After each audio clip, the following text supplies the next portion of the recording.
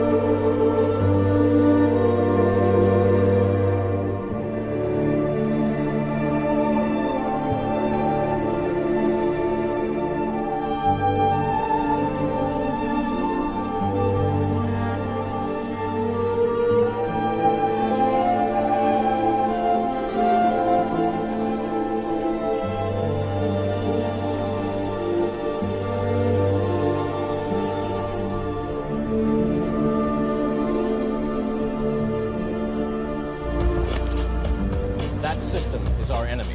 But when you're inside, you look around, what do you see? Businessmen, teachers, lawyers, carpenters, the very minds of the people we are trying to save. But until we do, these people are still a part of that system, and that makes them our enemy. You have to understand, most of these people are not ready to be unplugged. And many of them are so inert, so hopelessly dependent on the system, that they will fight to protect it. Were you listening to me, Neo? Or were you looking at the woman in the red dress? I was... Look again.